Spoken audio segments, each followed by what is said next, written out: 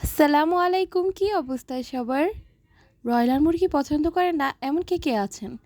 তারা কিন্তু চাইলে এইভাবেই ব্রয়লার মুরগিটা রান্না করে খেতে পারে। এরকমভাবেই ঝাল ঝাল করে আশা করছি ভালোই লাগবে। আমি যদিও কোনো প্রফেশনাল রাঁধুনি নই, কিন্তু মাঝে মধ্যে শখের বশত রান্না করতে ভালোই লাগে। আজ তাই ভাবলাম আপনাদের সাথে সেই রান্নাটাই শেয়ার করি।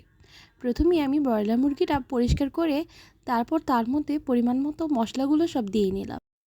দিয়ে দিলাম পেঁয়াজ কুচি, আদা রসুন বাটা, হলুদের গুঁড়ো, মরিচের গুঁড়ো সব পরিমাণ মতো, ধনিয়ার গুঁড়ো, জিরার গুঁড়ো সব একসাথে মশলাগুলো অ্যাড করে তারপর দিয়ে দিব সয়াবিন তেল পরিমাণ মতো। তারপর এটা আমি হাতে মাখিয়ে নিব। এখানে আমি কোনো গোটা মশলা অ্যাড করব না। তারপর দিয়ে দিব টমেটো কুচি। তারপর আমি এটাকে ঢেকে হাই হিটে রান্না করে নেব। এখানে আমি পানি অ্যাড করব না। মাংসের থেকে যে পানিটা বের হবে সেই পানিটা দিয়েই পুরো রান্নাটা করে নেব। তারপর শেষে আমি একটু পানি দিব। যারা ঝাল খেতে পছন্দ করেন তারা এইভাবে ব্রয়লার মুরগিটা কিন্তু অনেক পছন্দ করবেন। এইভাবে আমি ঢাকনাটা তুলে কয়েকবার নেড়েচেড়ে নেব যেন মাংসটা কোথাও লেগে না যায়।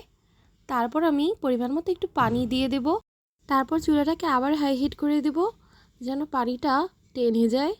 তারপর দিয়ে দিব কয়েক টুকরো কাঁচামরিচ। আর একদম শেষে দিয়ে দিব গরম মশলার গুঁড়ো।